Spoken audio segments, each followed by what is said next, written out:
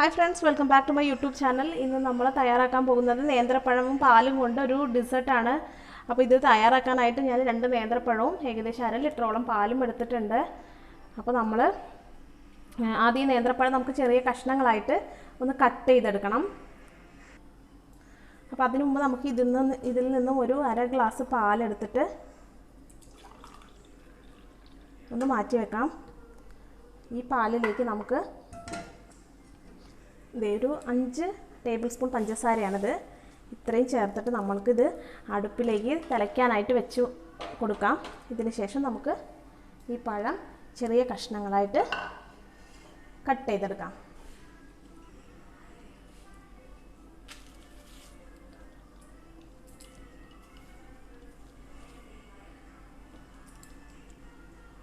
ഇങ്ങനെ ചെറിയ സ്ക്വയർ കഷ്ണങ്ങളായിട്ട് ഈ രണ്ട് പഴം നമുക്ക് കട്ട് ചെയ്തെടുക്കാം.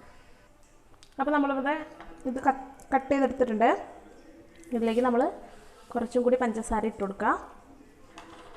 എന്നിട്ട് കൈകൊണ്ട് തന്നെ ഒന്ന് നന്നായിട്ട് മിക്സ് ചെയ്ത് എടുക്കുക. ഇതൊന്ന് മാറ്റി വെച്ചേക്കുക.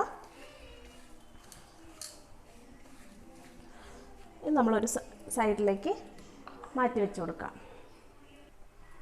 ഇനി നമ്മൾ ഒരു ഗ്ലാസ്സിലേക്ക് ഞാൻ ഏകദേശം 2 ടീസ്പൂണോളം കോൺഫ്ലോർ എടുത്തിട്ടുണ്ട്. അതിലേക്ക് നമ്മൾ നേരത്തെ എടുത്ത് മാറ്റിയ പാലൊഴിച്ച് കൊടുക്കുക. ഇതൊന്ന് നന്നായിട്ട് മിക്സ് ചെയ്തെടുക്കുക. കോൺഫ്ലോർ മൊത്തം ഇതിൽ നന്നായിട്ടൊന്ന് അലിഞ്ഞ് ചേരണം. നന്നായിട്ടൊന്ന് മിക്സ് ചെയ്ത് ഇളക്കിക്കൊണ്ടിരിക്കുക. ഇതിങ്ങനെ ഒരുപാട് നേരം വെക്കരുത്. വെക്കുമ്പോൾ ചിലപ്പോൾ അടിയിലേക്ക് ഊർന്നു പോകും. നന്നായിട്ട് മിക്സ് ചെയ്തുകൊണ്ട് തന്നെ ഇരിക്കുക. ഇനി നമുക്ക് നമ്മുടെ പാല് തിളച്ച് വരുമ്പോൾ അതിലേക്കിത് ഒഴിച്ചു കൊടുക്കാം. അപ്പോൾ നമ്മുടെ പാല് തിളച്ചിട്ടുണ്ട്. ഇതിലേക്ക് ഈ കോൺഫ്ലോർ മിക്സ് ചെയ്ത മിൽക്ക് നമ്മൾ ഒഴിച്ചു കൊടുക്കുകയാണ്. അപ്പോൾ ഫ്ലെയിമൊന്ന് നന്നായി കുറച്ചിട്ട് വേണം ഒഴിച്ചു കൊടുക്കാൻ. ഇത് പെട്ടെന്ന് കട്ടി പിടിക്കും. അത് ഒഴിച്ചു കൊടുക്കുന്നതിനോടൊപ്പം തന്നെ നന്നായിട്ട് ഇളക്കിയും കൊടുക്കുക. ഇനി ഇത് കുറുക്കിയെടുക്കുക. അതേ കട്ടിയായി വരുന്നുണ്ട്. അപ്പോൾ ഇത് ഏകദേശം കുറുകി വന്നിട്ടുണ്ട്. നന്നായി വെന്ത് കിട്ടിയിട്ടുണ്ട്. നമുക്ക് ഇനി നമുക്ക് ഇതിൻ്റെ ചൂട് പോകാനായിട്ടൊന്ന് മാറ്റി വെക്കാം. ഇത് ചൂടാറിയിട്ടുണ്ട്. അപ്പോൾ ഇതിനെ നമുക്കൊരു മിക്സിയുടെ ജാറിലേക്ക് ഒഴിച്ചു കൊടുക്കാം.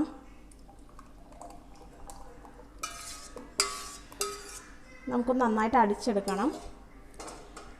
അപ്പോൾ അതിനു മുമ്പ് അതിലേക്ക് 2 ഏലക്കായും കൂടി ചേർത്ത് കൊടുക്കുകയാണ്. ഇത് നമുക്ക് നന്നായിട്ട് അടിച്ചെടുത്തിട്ട് വരാം.